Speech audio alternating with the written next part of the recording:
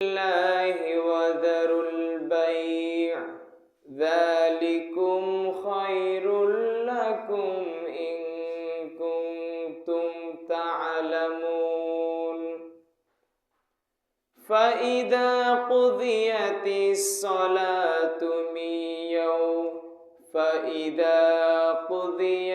الصلاة فانتشروا في الأرض وابتغوا من فضل الله واذكروا الله كثيرا لعلكم تفلحون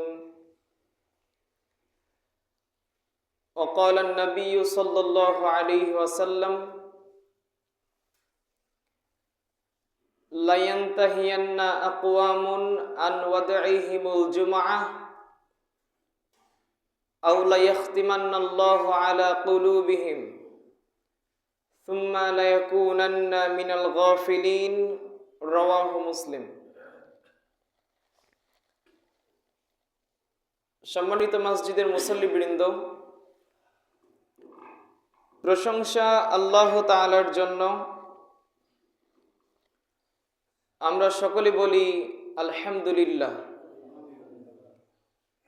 শান্তি ও রহমতের ধারা বর্ষিত হোক সর্বশ্রেষ্ঠ মহামানবের ওপর। আমরা সকলে বলি সাল্লাল্লাহু আলাইহি ওয়াসাল্লাম। আজ জুমার খুতবায় আমার সংক্ষিপ্ত আলোচনার বিষয় জুমার দিন। জুমার দিনে একজন মুসলিম হিসেবে যে কাজগুলো করণীয় হিসেবে থাকে, জুমার দিনের যে ফজিলত রয়েছে, যে সম্মান রয়েছে, সেই বিষয়গুলো আজকে আমি আলোচনা করার চেষ্টা করব ইনশাআল্লাহ।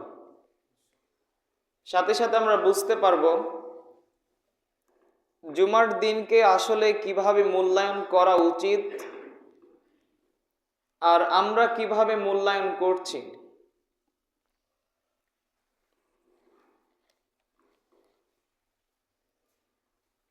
সময় সাপেক্ষে গত জুমায় আপনাদের সামনে যে জামায়াত সম্পর্কে আলোচনা করছিলাম, তো সলাতের জামায়াতের কিছু বিধিবিধান রয়েছে, এই সম্পর্কে সময় সাপেক্ষে আলোচনা হবে ইনশাআল্লাহ। আল্লাহ তাআলা বছরে 12টি মাস দিয়েছেন। 12 মাসের মধ্যে আল্লাহ তাআলা 4টি মাসকে শ্রেষ্ঠ বলে উল্লেখ করেছেন। এক বছরে 365টি দিন রয়েছে। আল্লাহ তাআলা সকল দিনকেই উত্তম বলেননি, সর্বোত্তম দিন বলেছেন আরাফার দিন। বছরে যতগুলো রাত্রি রয়েছে আল্লাহ তাআলা সকল রাত্রিকেই উত্তম বলেননি। তিনি বলেছেন লাইলাতুল কদর। লাইলাতুল কদরের রাত্রি সকল রাতের চেয়ে উত্তম। অনুরূপভাবে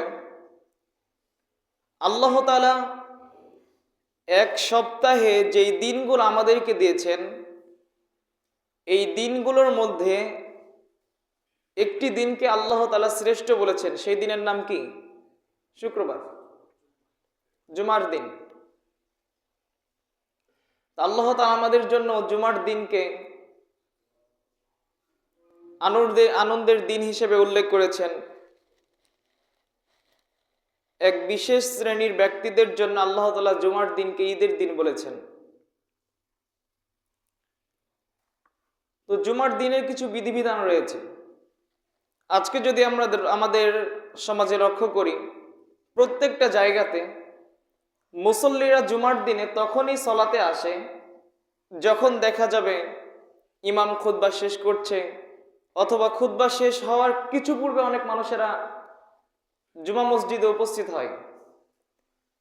তো আমরা যদি আমাদের শহরগুলোর দিকে লক্ষ্য করি, তো শহরে যত মানুষ থাকে তারা সকলে যদি জুমা মসজিদে উপস্থিত হয় তাহলে জুমা মসজিদে জায়গা দেওয়া সম্ভব নয়।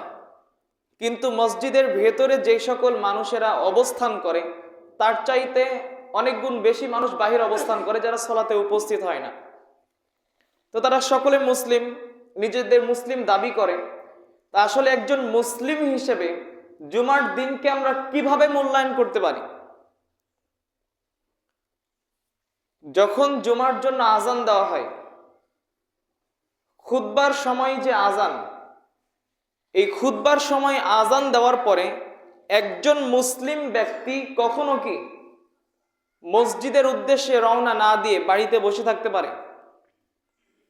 পৃথিবীতে তার অনেক কাজ রয়েছে, সাংসারিক কাজ, সামাজিক কাজ, কিংবা অনেক কাজকর্ম রয়েছে। তো যতই কাজ থাকুক, যখন জুমার জন্য আজান দেওয়া হবে তখন সমস্ত কাজ করা হারাম হয়ে যাবে। রাসূল সাল্লাল্লাহু আলাইহি ওয়াসাল্লামের যুগে একটা আজান ছিল, যেমন আপনাদের এখানে একটা আজান দেওয়া হলো। তো এই আজানের পরে যদি কোনো ব্যক্তি অনেক প্রয়োজন, তার ধানের কাজ, অনেক প্রয়োজন, তার আলুর কাজ, সাংসারিক কাজ, দোকানের কেনাবেচার কাজ, কিংবা অন্যান্য কাজ, পৃথিবীতে যে ধরনের কাজ হোক না কেন, যদি ওই ব্যক্তি সেই কাজ করে তাহলে ওই কাজ করা তার জন্য কি হবে? হারাম। প্রত্যেকটি ব্যক্তির উচিত তারা জুমার খুতবা শুরু হওয়ার পূর্বে মসজিদে এসে উপস্থিত হবে। আমরা বিস্তারিতভাবে বিষয়গুলো জানার চেষ্টা করব। আল্লাহ তাআলা বলেন, ইয়া আইয়ুহাল্লাযীনা আমানু, হে ঈমানদারগণ, ইদা নুদিয়া লিস-সালাতি মিন ইয়াউমিল জুমআহ ফাসআউ ইলা যিকরিল্লাহ, যখন জুমার দিনে আজান দেওয়া হয় তখন তোমরা আল্লাহ তাআলার জিকিরের দিকে ধাবিত হও। ওয়াদারুল বাই', এবং তোমরা ক্রয় বিক্রয় ছেড়ে দাও, ক্রয় বিক্রয় বন্ধ করে দাও। বাজারে মানুষেরা ক্রয় বিক্রয় করছে, কিন্তু যখন জুমার জন্য আজান দেওয়া হলো তখন সেই ক্রয় বিক্রয় কি করতে হবে? বন্ধ করে দিতে হবে। জুমার আজান দেওয়ার পরবর্তীতে যদি কোনো ব্যবসায়িক তার ব্যবসার কার্যক্রম চালিয়ে যায়, যদি কোনো দোকানদার তার দোকানের কেনাবেচা চালিয়ে যায়, তাহলে সেই কেনাবেচা তার জন্য হারাম হবে। আল্লাহ তাআলা বলছেন ওয়াদারুল বাই', তিনি এখানে আদেশ করছেন, অর্থাৎ যে সকল ব্যক্তিরা জুমা মসজিদে আজান দেওয়ার পরে মসজিদে উপস্থিত না হয়ে বাড়িতে থেকে গেল, বাহিরে থেকে গেল, ওই সকল ব্যক্তি সরাসরি আল্লাহ তাআলার আদেশ লঙ্ঘন করার মতো দুঃসাহস দেখালো, আল্লাহ তাআলার নাফরমানি করলো। আল্লাহ তাআলা বলছেন যালিকুম খায়রুল লাকুম ইন কুনতুম তা'লামুন, তোমরা মসজিদের দিকে আজান শুনে ধাবিত হবে, এটাই তোমাদের জন্য উত্তম যদি তোমরা জানতে। তো মসজিদে আমরা উপস্থিত হয়ে কি সবসময় মসজিদে থাকবো? আল্লাহ তাআলা বলছেন ফাইদা কুদিয়াতিস সালাতু ফান্তাশিরু ফিল আরদ, যখন সালাত শেষ হয়ে যায় তখন তোমরা জমিনে ছড়িয়ে পড়ো। ওয়াবতাগু মিন ফাদলিল্লাহ, আল্লাহ তাআলার অনুগ্রহ থেকে তোমরা রিজিক অন্বেষণ করো। অর্থাৎ জুমার যে নির্দিষ্ট সময় রয়েছে, এই নির্দিষ্ট সময়ে কোনো ব্যক্তির জন্য উচিত নয়, কোনো ব্যক্তির জন্য বৈধ নয়, জায়েজ নয় যে সে মসজিদে উপস্থিত না হয়ে নিজের বাড়ি ঘরে কাজকর্ম চালিয়ে যাবে। এখন পর্যন্ত যারা মসজিদে আসেনি এদেরকে কে বোঝাবে? আল্লাহ তাআলা হিদায়াত দান করুক। জুমার দিনে প্রত্যেকটা ব্যক্তির উপস্থিত হওয়া ওয়াজিব। রাসূল সাল্লাল্লাহু আলাইহি ওয়াসাল্লাম বলেন, রওয়াহুল জুমআতি ওয়াজিবুন আলা কুল্লি মুহতালিমিন, প্রত্যেকটা বিবেকবান বালেগ ব্যক্তির উপর আবশ্যক, ওয়াজিব হলো সে জুমা মসজিদে উপস্থিত হবে। রাসূল সাল্লাল্লাহু আলাইহি ওয়াসাল্লাম বলছেন, আল জুমআতু হাক্কুন ওয়াজিবুন আলা কুল্লি মুসলিম, জুমার দিন প্রত্যেকটা মুসলিমের উপর আবশ্যক, জুমা মসজিদে উপস্থিত হওয়া প্রত্যেকটা ব্যক্তির উপর আবশ্যক, প্রত্যেকটা ব্যক্তির উপর ওয়াজিব। রাসূল সাল্লাল্লাহু আলাইহি ওয়াসাল্লাম জুমার দিনের শুধু ফজিলত বর্ণনা করেননি, জুমার মসজিদে আসার দিকে শুধু উদ্বুদ্ধ করেননি, বরং রাসূল সাল্লাল্লাহু আলাইহি সাল্লাম ভয়াবহতা দেখিয়েছেন যে সকল ব্যক্তিরা জুমা মসজিদে উপস্থিত হবে না তাদের ব্যাপারে, তাদের ভয়াবহতা কি। হাদিসটি মুসলিমে এসেছে, রাসূল সাল্লাল্লাহু আলাইহি ওয়াসাল্লাম বলেন, শোনো, লা ইয়ানতাহিয়ান্না আকওয়ামুন আন ওয়াদিহিমুল জুমআহ, সম্প্রদায়ের লোকেরা যেন জুমা পরিত্যাগ করার অভ্যাসটা ছেড়ে দেয়। অর্থাৎ অনেক মানুষ রয়েছে যেই সকল ব্যক্তিরা জুমা মসজিদে উপস্থিত না হয়ে বাড়িতে থেকে যায়। রাসূল সাল্লাল্লাহু আলাইহি সাল্লাম বলছেন, যেই সকল ব্যক্তিরা জুমা মসজিদে উপস্থিত হয় না, ওই সকল ব্যক্তি যেন তাদের উপস্থিত না হওয়াটাকে ছেড়ে দেয়, অর্থাৎ যেন মসজিদে উপস্থিত হয়। যদি তারা জুমা মসজিদে উপস্থিত না হয়, লা ইয়াখতিমান্নাল্লাহু কুলুবাহুম, লা ইয়াখতিমান্নাল্লাহু আলা কুলুবিহিম, আল্লাহ তাআলা ওই সকল ব্যক্তিদের অন্তরে মোহর মেরে দিবেন। সুম্মা লা ইয়াকুনান্না মিনাল গাফিলিন, অতঃপর ওই সকল ব্যক্তিরা গাফেলদের অন্তর্ভুক্ত হবে। এই জায়গাতে রাসূল সাল্লাল্লাহু আলাইহি ওয়াসাল্লাম জুমার দিনকে ছেড়ে দেওয়ার ভয়াবহতা পেশ করলেন। অন্যান্য হাদিসে রয়েছে, যেই ব্যক্তি পরপর 3টি জুমা ছেড়ে দিবে, আল্লাহ তাআলা তার অন্তরে মোহর মেরে দিবেন, তখন সে আর কোনো ভালো মন্দ বুঝতে পারবে না। কাজেই জুমার দিন ছেড়ে দেওয়া কোনো ব্যক্তির জন্য উচিত নয়। যদি আমরা আমাদের দিকে লক্ষ্য করি, আমরা যারা মসজিদে শেষ পর্যন্ত উপস্থিত হব, এই সকল ব্যক্তিদেরকে যদি জুমা মসজিদে রেখে বাড়ির এই মসজিদের বাহিরে যদি সার্চ করা হয়, তাহলে এমন অনেক ব্যক্তি পাওয়া যাবে যারা উপস্থিত আছে, যারা বালেগ মহিলা নয়, মুসাফির নয়, যারা মুকিম অবস্থায় রয়েছে, এমন অনেক ব্যক্তি জুমার সালাতে আসে না। আমারও জানা আছে এমন অনেক ব্যক্তি জীবনে যে কয়েকটা জুমার সালাত আদায় করেছে বলতে পারবে না, হয়তোবা বছরে 2 দিন সালাত আদায় করে, ঈদুল ফিতর আর ঈদুল আযহা, এটা ব্যতীত জুমার আর সালাত আদায় করে না, 5 ওয়াক্ত সালাত আদায় করে না, জুমারও সালাত আদায় করে না। রাসূল সাল্লাল্লাহু আলাইহি সাল্লামের কথা মনে রাখতে হবে, যেই সকল ব্যক্তিরা জুমার সালাতকে পরিত্যাগ করবে, আল্লাহ তাআলা তাদের অন্তরে মোহর মেরে দিবেন, অতঃপর ওই ব্যক্তিরা গাফেলদের অন্তর্ভুক্ত হবে। এবার আমরা আসি, জুমার সালাত তো ওয়াজিব, তো মহিলার জন্য কি ওয়াজিব? মহিলাদের জন্য জুমার সালাত ওয়াজিব নয়। 4 শ্রেণীর ব্যক্তি রয়েছে যাদের জন্য জুমার সালাত ওয়াজিব নয়, তারা চাইলে জুমাতে অংশ নিতে পারে। 1 নাম্বার, যারা মামলুক দাস দাসী, তাদের উপর জুমার সালাত ওয়াজিব নয়। 2, ইমরাতুন নিসা, যারা মহিলা, তাদের জন্য জুমার সালাত ওয়াজিব নয়। 3 নাম্বার, যারা সিবিয়ান শিশু, এখন পর্যন্ত যারা বালেগ হয়নি, তাদের জন্য জুমার সালাত ওয়াজিব নয়। 4 নাম্বার, মারিদ, যারা অসুস্থ, তাদের জন্য জুমার সালাত ওয়াজিব নয়। তো এই 4 শ্রেণীর ব্যক্তি বাদ দিয়ে যে সকল ব্যক্তিরা জুমার সালাতে উপস্থিত না হয়ে বাড়িতে থেকে যাবে, ওই সকল ব্যক্তিরা আল্লাহ তাআলার নাফরমানি করবে এবং হারাম কাজের মধ্যে থাকবে। জুমার সালাতের ওয়াক্ত শুরু হয় সূর্য যখন ঢলে যায় তখন থেকে শুরু করে মানুষের ছায়া তার সমপরিমাণ হওয়া পর্যন্ত রাসূল সাল্লাল্লাহু আলাইহি ওয়াসাল্লাম এই সময়ের মধ্যে জুমার সালাত আদায় করতেন। তো জুমার সালাতের একটা গুরুত্বপূর্ণ বিষয় হলো খুতবা। খুতবার সুন্নাহ মোটামুটি 10টি। প্রথমত, খুতবার জন্য একটা উঁচু মিম্বার হতে হবে, যেমনটি আমাদের আছে। 2 নাম্বার, মুসল্লিদের দিকে মুখ করে খুতবা দিতে হবে। 3 নাম্বার, খুতবার শুরুতে সালাম দিয়ে খুতবা শুরু করতে হবে। 4 নাম্বার, প্রথমে যখন ইমাম মিম্বারে দাঁড়িয়ে বসবে, মুয়াজ্জিনের আজান শেষ হওয়া পর্যন্ত বসে থাকবে, যখন আজান শেষ হবে তখন ইমাম দাঁড়িয়ে খুতবা দিবে। 5 নাম্বার, লাঠি ব্যবহার করে খুতবা দিবে, যেমন আপনাদের এখানে আছে লাঠি হাতে ধরে খুতবা দেওয়া। 6 নাম্বার, দাঁড়িয়ে খুতবা দিতে হবে, বসে নয়। 7 নাম্বার, খুতবার মাঝে দোয়া করতে হবে। 8 নাম্বার, খুতবা দিতে হবে সংক্ষিপ্তভাবে, লম্বা করা যাবে না। 7 নাম্বার, 9 নাম্বার, বসে খুতবা দেওয়া যাবে না এবং 2 খুতবার মাঝখানে একবার বসতে হবে। এবং 10 নাম্বার হলো, যে ব্যক্তি খুতবা দিবে সেই সালাত আদায় করাবে, এটা সুন্নাত। এই 10টা হলো খুতবা দেওয়ার সুন্নাত। আপনাদের সামনে কিছু দলিল পেশ করি। রাসূল সাল্লাল্লাহু আলাইহি ওয়াসাল্লাম দাঁড়িয়ে খুতবা দিতেন, ইয়াখতুবু কাইমান, রাসূল সাল্লাল্লাহু আলাইহি সাল্লাম দাঁড়িয়ে খুতবা দিতেন। সুম্মা ইয়াজলিসু অতঃপর তিনি বসতেন, সুম্মা ইয়াকুমু, অতঃপর আবার দাঁড়াতেন। অর্থাৎ জুমার দিনে খুতবা হবে দুইটি। প্রথমে ইমাম দাঁড়িয়ে খুতবা দিবে, তারপরে একবার মাঝখানে বসবে, অতঃপর দ্বিতীয় খুতবা দিবে। রাসূল সাল্লাল্লাহু আলাইহি সাল্লাম কানা ইয়াখতুবু আলা মিম্বারিহি, রাসূল সাল্লাল্লাহু আলাইহি সাল্লাম তার মিম্বারের উপর দাঁড়িয়ে খুতবা দিতেন। প্রথমে খেজুর গাছে ভর দিয়ে, অতঃপর রাসূল সাল্লাল্লাহু আলাইহি সাল্লামের জন্য কাঠ দিয়ে একটা মিম্বার তৈরি করা হয়, সেই মিম্বারে রাসূল সাল্লাল্লাহু আলাইহি সাল্লাম খুতবা দিতেন। তো খুতবার একটা বিশেষ পদ্ধতি হলো খুতবা সংক্ষেপ হবে এবং সালাত দীর্ঘ হবে।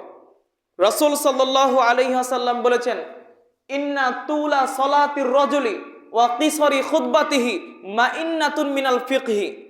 একজন ব্যক্তি সংক্ষেপে খুতবা দিবে এবং সালাতকে দীর্ঘ করবে, এটা হলো একজন ব্যক্তির বিচক্ষণতার পরিচয়। ফাতিলুস সালাত, সুতরাং তোমরা সালাতকে দীর্ঘ করো, ওয়াকসিরুল খুতবা, এবং খুতবাকে তোমরা সংক্ষিপ্ত করো, ওয়া ইন্না মিনাল বায়ানি সিহরান, নিশ্চয়ই বক্তব্যের মাঝে, বয়ানের মাঝে জাদু রয়েছে। এমন অনেক বয়ান রয়েছে যেই বয়ান শুনে অনেকে আশ্চর্য হয়ে যায়, অনেকে মুগ্ধ হয়ে যায়। রাসূল সাল্লাল্লাহু আলাইহি সাল্লাম এই হাদিস আমাদেরকে বলতে চাচ্ছেন যে জুমার দিনে খুতবা হবে সংক্ষেপ আর সালাত হবে বড়। কিন্তু আমরা যদি আমাদের দিকে লক্ষ্য করতে যাই, আমাদের সালাত সংক্ষেপ নাকি খুতবা সংক্ষেপ? আমাদের সালাত সংক্ষেপ, আর আমাদের খুতবা দিতে হয় 45 মিনিট, অনেক বড়। যদি আপনাদেরকে নিয়ে এই জায়গাতে আমি 45 মিনিট ধরে সালাত আদায় করাতে লাগি, তো পিছনে 1-2 জন মুসল্লি পাওয়া যেতে পারে, বাকিরা সব পালিয়ে যাবে। অথচ রাসূল সাল্লাল্লাহু আলাইহি ওয়াসাল্লামের সুন্নাহ এটাই হলো যে খুতবা সংক্ষেপ হবে আর সালাত কি হবে? বড় হবে। আপনারা যদি সৌদি শাইখ মাশায়েখের দিকে লক্ষ্য করতে যান, মসজিদে হারামে যে খুতবা হয় প্রত্যেক জুমা, সেই খুতবাকে আমাদের মতো 45 মিনিট, 1 ঘন্টা, আবার জালসা মাহফিল হলে 2 ঘন্টা, 2.5 ঘন্টা, কেউ সারা রাত পার করে দিচ্ছে। তারপরেও শ্রোতারা বলছে এত কম আলোচনা করলো, আর একটু আলোচনা করতো। কিংবা বক্তাও বলছে যে 1 ঘন্টাতে আমার কি হবে, আমার তো আরো অনেক সময় লাগবে। তো এগুলো ঠিক না। চেষ্টা করতে হবে সাধ্যমতো খুতবা সংক্ষেপ করা। আল্লাহ তাআলা আমাদের সেই তৌফিক দান করুন। আমরা সকলে বলি আল্লাহুম্মা আমিন। এরপরে আমরা আসি খুতবার দিনে যেই সকল কাজ করা হারাম, যেই কাজগুলো আমরা প্রত্যেকেই করি। খুতবার দিনে যেই সকল কাজ করা হারাম, সেই কাজ আমরা প্রায়জনেই করি। খুতবার দিনে 2টি কাজ করা হারাম। 1 নাম্বার, খুতবার দিনে খুতবা চলাকালীন অবস্থায় কথা বলা হারাম। 2, খুতবা চলাকালীন অবস্থায় অথবা এমনিতেও কারো কাঁধ ডেঙিয়ে সামনে আসা হারাম। আমি আপনাদের দলিলের মাধ্যমে বিষয়টা পেশ করি। হাদিস আহমদ,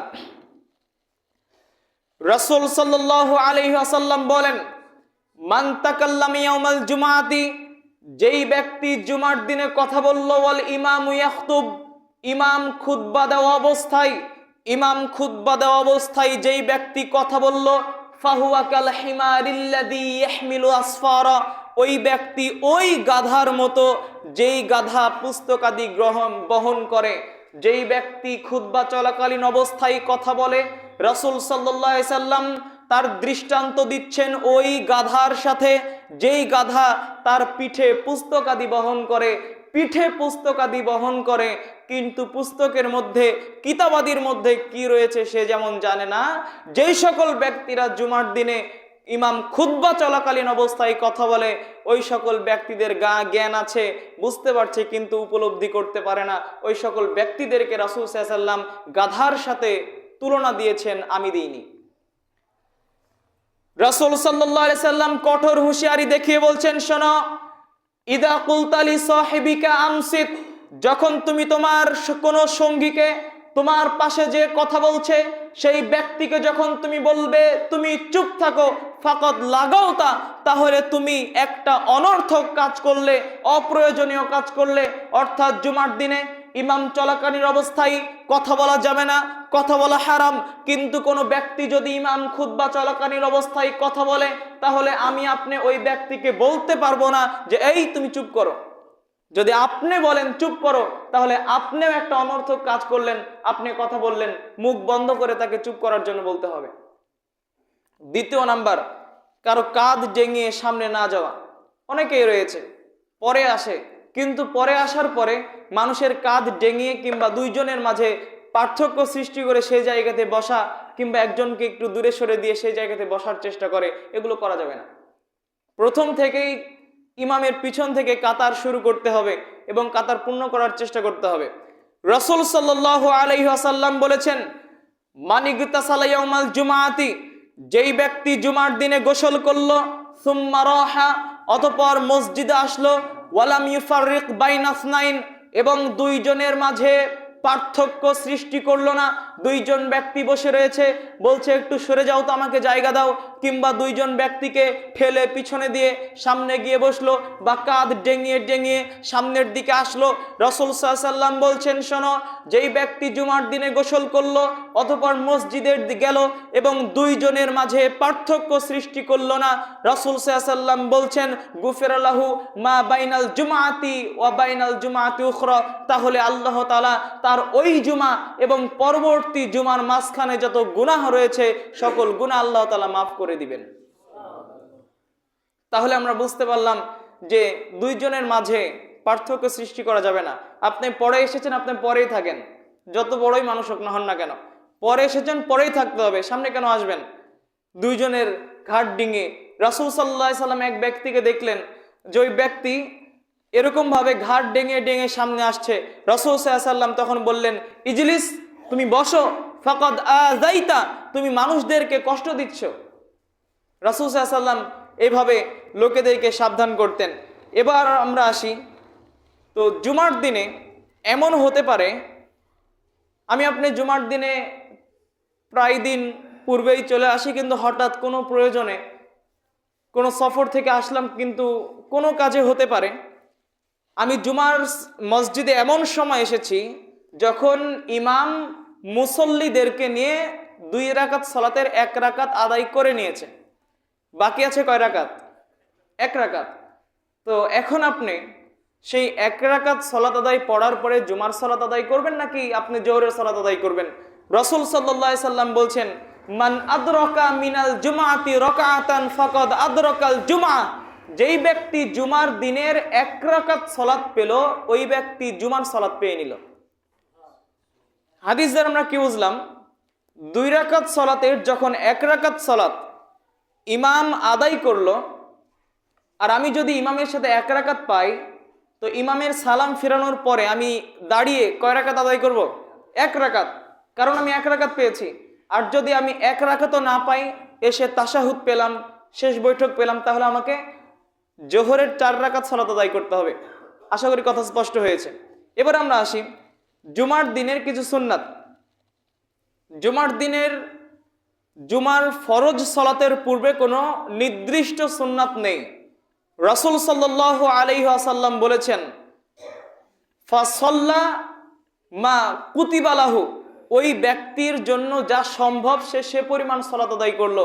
অর্থাৎ জুমার সময় শুরু হওয়ার পর থেকে ইমামের খুতবা শুরু হওয়ার পূর্ব পর্যন্ত একজন ব্যক্তি মসজিদে এসে 2 রাকাত করে পর্যায়ক্রমে সালাত আদায় করতে থাকবে, তার যত সাধ্যে কোলায়। অতঃপর যখন ইমাম খুতবা দিতে উঠবে, তখন সে সালাত আদায় করা বন্ধ করবে। কিন্তু জুমার সালাতের পরবর্তীতে আমরা যে সুন্নাত আদায় করব, এক্ষেত্রে রাসূল সাল্লাল্লাহু আলাইহি ওয়াসাল্লামের পক্ষ থেকে 3টি মত এসেছে। জুমার সালাতের পরে সুন্নাত হিসেবে পড়া যায় 2 রাকাত সুন্নাত, জুমার সালাতের পরে পড়া যায় 4 রাকাত সুন্নাত, জুমার সালাতের পরে পড়া যায় 6 রাকাত সুন্নাত। আমরা প্রথমে দেখি বুখারী মুসলিম, কানা সাল্লাল্লাহু আলাইহি ওয়াসাল্লাম ইউসাল্লি বাদাল জুমাআতি রাকাতান, রাসূল সাল্লাল্লাহু আলাইহি সাল্লাম জুমার সালাতের পরে 2 রাকাত আদায় করতেন। এটা হলো বুখারী মুসলিম। অন্য জায়গাতে রাসূল সাল্লাল্লাহু আলাইহি সাল্লাম বলছেন, শোনো, ইদা সাল্লা আহাদুকুমুল জুমাআতা, যখন তোমাদের কোনো ব্যক্তি জুমার সালাত আদায় করবে, ফালইউসাল্লি বাদাহা 4 রাকাতিন, ওই ব্যক্তি যেন জুমার সালাতের পরে 4 রাকাত সালাত আদায় করে। এই হাদিস থেকে 4 রাকাতের দলিল পাওয়া গেল। অন্য হাদিসে রাসূল সাল্লাল্লাহু আলাইহি ওয়াসাল্লাম বলছেন, কানা সাল্লাল্লাহু আলাইহি ওয়াসাল্লাম ইউসাল্লি বাদাল জুমাতি সিত্তান, রাসূল সাল্লাল্লাহু আলাইহি ওয়াসাল্লাম জুমার সালাতের পরে 6 রাকাত আদায় করতেন। তো আমরা এখান থেকে কয়েকটি হাদিস থেকে বুঝতে পারি জুমার সালাতের পরে আমরা আদায় করব 2 রাকাত সুন্নাত, অথবা আমরা আদায় করব 4 রাকাত সুন্নাত, অথবা আমরা আদায় করব 6 রাকাত সুন্নাত। তবে এই জায়গাতে শাইখুল ইসলাম ইবনে তাইমিয়া রাহিমাহুল্লাহ তিনি বলেছেন, রাসূল সাল্লাল্লাহু আলাইহি ওয়াসাল্লামের কথাকে তিনি একটু সাজিয়েছেন এইভাবে, যদি কোনো ব্যক্তি জুমার সালাতের পরে জুমা মসজিদে সুন্নাত আদায় করতে চায় তাহলে ওই ব্যক্তি 4 রাকাত আদায় করবে, আর যদি ওই ব্যক্তি বাড়িতে গিয়ে সুন্নাত আদায় করতে চায় তাহলে ওই ব্যক্তি 2 রাকাত আদায় করবে। এটা তিনি এভাবে বলেছেন। জুমার সালাতের পদ্ধতি অন্যান্য সালাতের মতো, তবে জুমার সালাতের প্রথম রাকাতে সূরাতুল জুমা এবং দ্বিতীয় রাকাতে সূরাতুল মুনাফিকুন, আর এটা হলো একটি সুন্নাহ। আর আরেকটি সুন্নাহ হলো প্রথম রাকাতে সূরাতুল আলা আর দ্বিতীয় রাকাতে সূরাতুল গাশিয়া। এরকম ভাবে জুমার 2 রাকাত সালাত আদায় করা যায় সুন্নাত, তবে অন্যান্য সূরা দিয়ে যদি আদায় করে এতে কোনো সমস্যা নেই। এবার আমরা দেখব জুমার দিনে আমাদের সকলের জন্য যেই কাজগুলো করা সুন্নাত। জুমার দিনে আমাদের সকলের জন্য সুন্নাত হলো এই, মসজিদে তাড়াতাড়ি আসা, সকাল সকাল। এই জায়গাতে আপনারাও ফজিলতের কথা জানেন, তবে আমি আপনাদের কিছু ফজিলতের কথা স্মরণ করে দিই এবং বোঝানোর চেষ্টা করি যে এই ফজিলত কত বড়। আবু হুরায়রা রাদিয়াল্লাহু তাআলা আনহু বলেন, রাসূল সাল্লাল্লাহু আলাইহি ওয়াসাল্লাম বলেছেন, মান ইগতাসালা ইয়াউমাল জুমআতি গুসলাল জানাবা, যেই ব্যক্তি জুমার দিনে গোসল করলো অপবিত্রতার গোসল। যদি কোনো ব্যক্তি জুমার দিনের রাত্রিতে স্ত্রীর নিকটে যায়, অতঃপর ওই ব্যক্তি যদি জানাবাতের গোসল করে, অপবিত্রতার গোসল করে, অথবা কোনো কারণে ওই ব্যক্তি যদি অপবিত্র হয়ে যায়, অতঃপর যদি কোনো ব্যক্তি অপবিত্রতার গোসল করে, অতঃপর ওই ব্যক্তি যদি সুম্মা রাহা ফিস সাআতিল উলা, মসজিদে যদি প্রথম সময় আসে।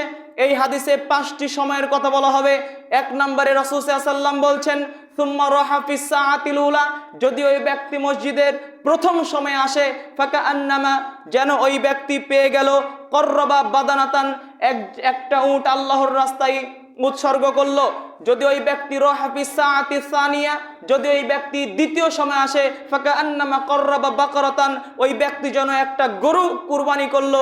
তৃতীয় সময়ে যদি আসে, ওই ব্যক্তি যেন একটা ছাগল কুরবানি করলো। সুম্মা রাহা ফিস সাআতির রাবিআ, যদি ওই ব্যক্তি চতুর্থ সময়ে আসে, ফাকা আন্নামা কররবা দাজাজান, যেন ওই ব্যক্তি একটা মুরগি আল্লাহর রাস্তায় উৎসর্গ করলো। সুম্মা রাহা ফিস সাআতিল খামিসা, যদি ওই ব্যক্তি পঞ্চম সময়ে আসে তাহলে ওই ব্যক্তি যেন একটা ডিম আল্লাহর রাস্তায় উৎসর্গ করলো। ফাইদা হাদারাতিল ইমামু, যখন খরাজাল ইমামু, যখন ইমাম বাহির হয়ে যায়, ওয়া হাদারাতিল মালাইকা, তখন ফেরেশতারা সকলে উপস্থিত হয়। ইয়াস্তামিউনা যিকরা, তারা সকলে ইমামের খুতবা শুনতে লাগে। অর্থাৎ খুতবা শুরু হওয়ার আগ পর্যন্ত যেই সকল ব্যক্তিরা মসজিদে প্রথম সময়ে, দ্বিতীয় সময়ে, তৃতীয় সময়ে, চতুর্থ সময়ে, পঞ্চম সময়ে উপস্থিত হয়, ওই সকল ব্যক্তিদের জন্য পর্যায়ক্রমে উট, গরু, ছাগল, মুরগি, ডিম আল্লাহ তাআলার রাস্তায় উৎসর্গ করার মতো সওয়াব তারা পেয়ে নেয়। কিন্তু যখন ইমাম খুতবা দেওয়া শুরু করে, তখন ফেরেশতারা উপস্থিত হয়ে খুতবা শোনার জন্য বসে যায়। পরবর্তীতে যেই সকল ব্যক্তিরা আসে তারা এই নেকিগুলো পায় না। আপনারা হয়তোবা অনুভব করতেই পারেননি যে আমি কি বললাম, হয়তোবা আমিও বুঝাতে পারিনি।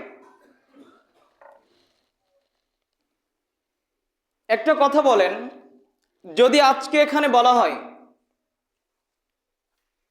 আজকে আসরের সালাতের পরে একজন দাঈ এখানে দাওয়াত দিতে আসবে, আপনারা সকলে আসবেন, অন্তত 4 ভাগের 1 ভাগ মানুষ আসতে পারে, স্বাভাবিক। যদি সেই দাওয়াত দেওয়ার পরে কোনো হাদিয়া তৌফা না থাকে, তাবারত না থাকে, আপনারা বুঝতে পারেননি কথাগুলো। যদি বলা হয় যে মাগরিবের পরে একজন দায়ী এসে দাওয়াত দিবে, আপনারা উপস্থিত হবেন, কিন্তু সেই আলোচনা শেষে কাউকে কোনো পোলাও দেওয়া হবে না, তাহলে 4 ভাগের 1 ভাগ মানুষ আসবে নাকি সন্দেহ। কিন্তু যদি বলা হয় একজন দায়ী আসবে, দাওয়াত দিবে, তারপরে পোলাও হবে, পোলাওয়ের সাথে গরুর গোস্ত থাকবে, মুরগির গোস্ত থাকবে, ডিম থাকবে, আপনারা আসবেন, তখন দেখবেন যে তারা তো আসবে আসবে তাদের বন্ধুদেরকে ডেকে নিয়ে আসবে। আমি কি কথা ভুল বললাম? তরুণভাবে আপনি একবার চিন্তা করেন, এক প্যাকেট পোলাওয়ের জন্য আপনি আপনার বন্ধুকে ডেকে নিয়ে আসছেন, কিন্তু একটা উট পাওয়ার জন্য, একটা গরু পাওয়ার জন্য, একটা ছাগল পাওয়ার জন্য আপনি জুমা মসজিদে খুতবা শুরু হওয়ার আগে আসতে রাজি নন। তাহলে বুঝতে পারছেন আমাদের দুনিয়ার প্রতি আগ্রহ কেমন। আমরা সবকিছু বাস্তবে পেতে চাই, কিন্তু আল্লাহ তাআলা আমাদের জন্য যে এত বেশি বেশি সুযোগ রেখেছেন এটা আমরা গ্রহণ করতে চাই না। উট কুরবানি করার সমান হবে। আপনি কি উট ক্রয় করতে পারবেন? আমি কি উট ক্রয় করতে পারবো? সাধারণ মানুষ পারবেন, অনেক টাকা লাগবে।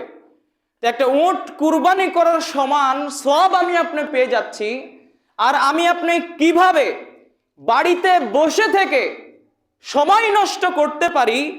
আমরা আপনার বলছি যে আমার অনেক কাজ রয়েছে, ধানের কাজ, অমুক কাজ, আমি আপনি কিভাবে সেই কাজের সাথে থাকতে পারি, আমি আপনি কিভাবে টেলিভিশনে ব্যস্ত থাকতে পারি, গল্প গুজবে ব্যস্ত থাকতে পারি, দুনিয়ার পিছনে পড়ে থাকতে পারি, কিন্তু জুমার মসজিদে আমরা খুতবা শুরু হওয়ার পূর্বে উপস্থিত হতে পারি না। আপনি নিজেকে প্রশ্ন করুন, আপনার কি এমন কাজ আছে? আপনার যত কাজ আছে তার চেয়ে বেশি ব্যস্ততা ছিল সাহাবায়ে কেরাম রাদিয়াল্লাহু আনহুদের। আপনি যত কষ্টে রয়েছেন তার চাইতে দ্বিগুণ, হাজার, শতগুণ কষ্টে ছিলেন সাহাবায়ে কেরাম রাদিয়াল্লাহু আনহুম। তারা এরকম করেননি, কিন্তু আমরা এরকম করছি। রাসূল সাল্লাল্লাহু আলাইহি সাল্লাম জুমার দিনের যে ফজিলতের কথা উল্লেখ করেছেন, উট পাবে, গরু পাবে, ছাগল পাবে, মুরগি পাবে, ডিম পাবে, এই ব্যাখ্যা, অনেক ব্যাখ্যা করা হয়েছে, কিন্তু আমি যেই ব্যাখ্যার দিকে যাই না কেন, যেই সকল ব্যক্তিরা ইমাম মসজিদে খুতবা দেওয়ার পরে উপস্থিত হয়, ইমাম মসজিদে খুতবা দেওয়া শুরু করেছে, এই খুতবা দেওয়ার পরে যেই সকল ব্যক্তিরা উপস্থিত হয়, ওই সকল ব্যক্তিরা উট বহু দূরের কথা, গরু বহু দূরের কথা, ছাগল বহু দূরের কথা, মুরগি বহু দূরের কথা, ডিম বহু দূরের কথা, মুরগির গায়ের একটা উকুনও পায় না। শুধু জুমার সালাতে উপস্থিত হওয়ার যে গুনাহ ছিল সেই গুনাহ থেকে বেঁচে যায়। রাসূল সাল্লাল্লাহু আলাইহি সাল্লাম এভাবে আমাদেরকে উৎসাহ করছেন। রাসূল সাল্লাল্লাহু আলাইহি সাল্লাম ফজিলত দেখাচ্ছেন এইভাবে, মানিগতাসালা ইয়াউমাল জুমাতি মান গাসসালা ইয়াউমাল জুমাতি ওয়াক্তাসালা, যেই ব্যক্তি জুমার দিনে নিজে গোসল করে, স্ত্রীকে গোসল করাই, এরপরে ওয়াবাক্কারা ওয়াত্তা করা, নিজে মসজিদে দ্রুত আসে, অন্যদেরকে মসজিদে দ্রুত নিয়ে আসে, কানা লাহু বিকুল্লি খুতওয়াতিন ইয়াখতুহা, কানা লাহু বিকুল্লি খুতওয়াতিন ইয়াখতুহা আজরু সানাতিন সিয়ামিহা ওয়া কিয়ামিহা। এই হাদিস মনোযোগ দিয়ে শুনুন। রাসূল সাল্লাল্লাহু আলাইহি সাল্লাম বলছেন, যেই সকল ব্যক্তিরা জুমার দিনে গোসল করলো, অন্যকে গোসল করারও, নিজে মসজিদে দ্রুত আসলো, অন্যকে মসজিদে তাড়াতাড়ি নিয়ে আসলো, এরকম যদি এই ব্যক্তি করে, তাহলে ওই ব্যক্তির প্রত্যেকটা পদক্ষেপে কানা লাহু আজরু সিয়ামিহা ওয়া কিয়ামিহা, এক বছর সিয়াম পালন করলে যে নেকি হয় ওই ব্যক্তির সেই নেকি হবে। এক বছর রাতে সালাত আদায় করলে যে নেকি হয় এই ব্যক্তির সেই নেকি হবে। রাসূল সাল্লাল্লাহু আলাইহি সাল্লাম এমন ফজিলতের কথা বলছেন। মসজিদে তাড়াতাড়ি আসার দ্বিতীয় নাম্বার, জুমার দিনে গোসল করা সুন্নাত, পূর্বের হাদিসে যে আমি আপনাদেরকে বললাম। তৃতীয় নাম্বার, জুমার দিনে সুগন্ধি ব্যবহার করা এবং পরিষ্কার পরিচ্ছন্ন হওয়া, নখ কাটা এবং শরীরের যে সকল অঙ্গের চুল কাটা ইসলাম বৈধ করেছে, আদেশ করেছে, সেই সকল বিষয়গুলো পরিষ্কার পরিচ্ছন্ন হয়ে মসজিদে আসা। রাসূল সাল্লাল্লাহু আলাইহি সাল্লাম বলেন, লা ইয়াক্তাসিলু রাজুলুন, কোনো ব্যক্তি জুমার দিনে গোসল করলো, ওয়ায়াতাত্তাহারু মাস্তাতা মিন তুহরিন, এবং সাধ্যমতো পরিষ্কার পরিচ্ছন্ন হলো, ওয়ায়াদাহিনু মিন দুহনিন, এবং ওই ব্যক্তি তার শরীরে তেল লাগালো, ওয়ায়ামাসসাহু মিন তিবি বাইতিহ, এবং ওই ব্যক্তি তার বাড়ির আতর থেকে তার শরীরে আতর লাগালো, তাড়াতাড়ি ওই ব্যক্তি গোসল করলো এবং সাধ্যমতো পরিষ্কার পরিচ্ছন্ন হলো, গায়ে তেল লাগালো, আতর লাগালো, এই চারটি কাজ যদি এই ব্যক্তি করে, গুফিরা লাহু মা বাইনাহু ওয়া বাইনাল জুমাতি উখরা, তাহলে ওই জুমা এবং সামনের জুমার মাঝখানে যত সগীরা গুনাহ হবে আল্লাহ তাআলা সকল সগীরা গুনাহ মাফ করে দিবেন। জুমার দিনের চতুর্থ সুন্নাত হলো উত্তম কাপড় পরা। রাসূল উমর রাদিয়াল্লাহু আনহু দেখলেন মসজিদের সামনে একটা অনেক সুন্দর কাপড় বিক্রি হচ্ছে। রাসূল সাল্লাল্লাহু আলাইহি সাল্লামকে বললেন যে রাসূল সাল্লাল্লাহু আলাইহি সাল্লাম আপনি এই কাপড়টি কিনে নেন। রাসূল সাল্লাল্লাহু আলাইহি সাল্লামকে বললেন উমর রাদিয়াল্লাহু আনহু এই কাপড় আপনি কিনে নেন, যাতে করে এই কাপড় আপনি জুমার দিনে পরতে পারেন এবং যারা দূর থেকে লোকজন আসবে, অন্যান্য দেশের নেতারা আসবে, তাদের সাথে সাক্ষাৎ করতে পারেন। রাসূল সাল্লাল্লাহু আলাইহি সাল্লাম সেই কাপড় ক্রয় করলেন না, এই জন্য যে ওই কাপড় রেশমির ছিল। রেশম কাপড় পুরুষদের জন্য পরা হারাম। যদি ওই কাপড়টি রেশমের না হতো রাসূল সাল্লাল্লাহু আলাইহি সাল্লাম কিনে নিতেন। এখান থেকে বোঝা যায় জুমার দিনে উত্তম পোশাক পরে আসতে হবে। রাসূল সাল্লাল্লাহু আলাইহি সাল্লাম বলছেন, শোনো, মা আলা হাদিন লাউিশ তারা সাউবাইনে, যদি কোনো ব্যক্তি দুইটা কাপড় ক্রয় করে লিয়াউমিল জুমা, জুমার দিনের জন্য, সিওয়া সাউবাই মিহনাতিন, তার পরিশ্রম করার যে কাপড় রয়েছে সেই কাপড় ব্যতীত, তাহলে তার উপরে কোনো সমস্যা হবে না। অর্থাৎ যেই কাপড় পরিধান করে মানুষেরা কাজকাম করে, এই কাপড় বাদ দিয়ে যদি কোনো ব্যক্তি আলাদাভাবে জুমার সালাতের জন্য দুইটা কাপড় ক্রয় করে, তাহলে এই ব্যক্তির কোনো সমস্যা হবে না। ৫ম নম্বর, জুমার দিনে সুন্নাহ হলো রাসূল সাল্লাল্লাহু আলাইহি সাল্লামের উপর বেশি বেশি দরুদ পাঠ করা। যদি সক্ষম হয় তাহলে সলাতে আমরা যেই দরুদ পাঠ করি আল্লাহুম্মা সাল্লি আলা মুহাম্মাদ ওয়া আলা আলি মুহাম্মাদ, এই দরুদ পড়তে হবে। না হলে আল্লাহুম্মা সাল্লি আলাই, আল্লাহুম্মা বারিক আলাই অথবা সাল্লাল্লাহু আলাইহি ওয়াসাল্লাম, এই দরুদগুলো বেশি বেশি জুমার দিনে পাঠ করতে হবে। রাসূল সাল্লাল্লাহু আলাইহি সাল্লাম বলছেন, আকসিরু মিনাস সালাতি আলাইয়া ইয়াউমাল জুমআহ, তোমরা জুমার দিনে আমার উপর বেশি বেশি দরুদ পাঠ করো। জুমার দিনের ৬ষ্ঠ সুন্নাত হলো জুমার দিনের ফজরের সলাতে প্রথম রাকাতে সূরা সাজদা, দ্বিতীয় রাকাতে সূরা দাহার পাঠ করা এবং জুমার দিনে যে কোনো সময় সূরাতুল কাহফ পাঠ করা। রাসূল সাল্লাল্লাহু আলাইহি ওয়াসাল্লাম বলেছেন, মান করা সূরাতুল কাহফি ফি ইয়াউমিল জুমআহ আযা লাহুন নূর মা বাইনাল জুমআতাইন, যেই ব্যক্তি জুমার দিনে সূরাতুল কাহফ পাঠ করে এক জুমা থেকে আরেক জুমা পর্যন্ত, তাহলে ওই ব্যক্তির ঈমানি আলো উজ্জ্বল হতে থাকে। এটা হলো ৬ নম্বর। ৭ নম্বর সুন্নাত হলো মসজিদে প্রবেশ করে প্রথমে বসে যেতে হবে। বসে যেতে হয়। অনেক জায়গাতে আপনারা দেখবেন প্রথমে মসজিদে একটা হলো সবুজ বাতি, আরেকটা লাল বাতি। লাল বাতি জ্বললে সুন্নাত ছাড়বেন, সবুজ বাতি জ্বললে সুন্নাত ধরবেন। ইমাম যখন বয়ান করবে তখন সেই বয়ানের সময় সালাত আদায় করা যাবে না। এরকম অনেক জায়গাতে প্রচলিত রয়েছে, আপনারা আশেপাশে দেখতে পারেন। অথচ রাসূল সাল্লাল্লাহু আলাইহি সাল্লামের সুন্নাত কি? রাসূল সাল্লাল্লাহু আলাইহি সাল্লাম একদা খুতবা দিচ্ছেন, এক ব্যক্তি এসে বসে গেল। রাসূল সাল্লাল্লাহু আলাইহি সাল্লাম বললেন, তুমি কি সুন্নাত আদায় করেছো? রাসূল সাল্লাল্লাহু আলাইহি সাল্লাম বললেন, না, সুন্নাত আদায় করিনি। রাসূল সাল্লাল্লাহু আলাইহি সাল্লাম বললেন, দাঁড়াও, 2 রাকাত সালাত আদায় করো।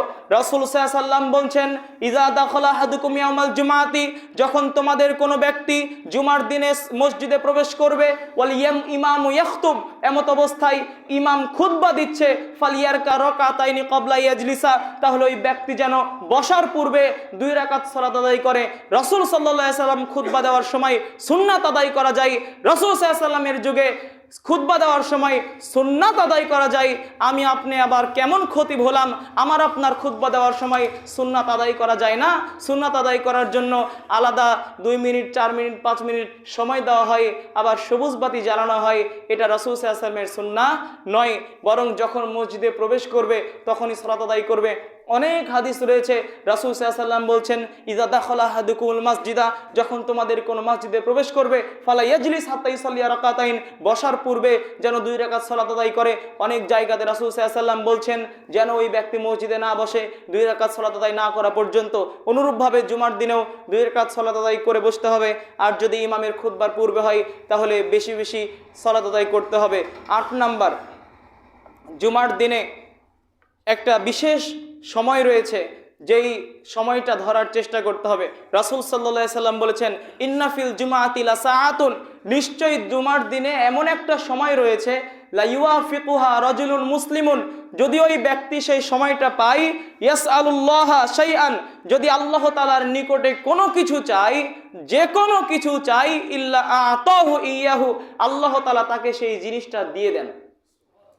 তো জুমার এই নির্দিষ্ট সময়টা ধরতে হবে। তো ইবনে হাজার আসকালানী রাহিমাহুল্লাহ তিনি এই সময়ের ব্যাপারে 40টার অধিক মত পেশ করেছেন। যে আসলে জুমার এই যে নির্দিষ্ট সময়, এই সময়টা কখন কখন আল্লাহ তাআলা এই সময়ে দোয়া কবুল করেন নির্দিষ্ট সময়। তো দুইটি মত প্রসিদ্ধ আপনাদেরকে বলি। ইমাম যখন খুতবা দিতে উঠবে তখন থেকে শুরু করে সলাৎ শেষ হওয়া পর্যন্ত এক বিশেষ সময়, যে সময় দোয়া করলে কবুল করা হয়। দ্বিতীয় প্রসিদ্ধ মত হলো আসরের সলাতের পর থেকে মাগরিবের পূর্ব পর্যন্ত এই বিশেষ সময়, যে সময় আল্লাহ তাআলার কাছে দোয়া করলে দোয়া কবুল করা হয়। আল্লাহ তাআলা আমাদের সকলকে কথাগুলো বুঝার ও আমল করার তৌফিক দান করুন। আমরা সকলে বলি আল্লাহুম্মা আমিন। আমি আপনি যদি নিজের কথা চিন্তা না করে, নিজের ভালো না চেয়ে যদি জুমার সলাত চলা অবস্থায় বাহিরে বসে থাকি, কিংবা ইমামের খুতবার চলার পরেও যদি বাহিরে থাকে, দুনিয়াবি কাজ করে, তাহলে এটা আপনার বিষয়। আপনি আপনার বিষয়টা বুঝুন এবং নিজের ভালো বোঝার চেষ্টা করুন। আপনার ভালো অন্য কেউ বুঝবে না। আপনার কবরে আমি যাব না, আপনার কবরে আপনিই থাকবেন, আপনার ফল আপনিই ভোগ করবেন। তবে আমার কথা শুনে যদি আপনি একটু পরিবর্তন হন, তাহলে আপনার আমলের কারণে আল্লাহ তাআলা আমাকেও কিছু প্রতিদান দিবেন, এটা আমি আশাবাদী। কাজেই আরেকটা কথা আপনাদেরকে বলি, আল্লাহ তাআলা যেহেতু বলছেন জুমার সলাতের জন্য যখন আজান দেওয়া হয়, সেই আজানের পরে কেউ কোনো কাজ করলো, সেই কাজ করা হারাম। আল্লাহ তাআলা সকল কাজ পরিত্যাগ করতে বলছেন।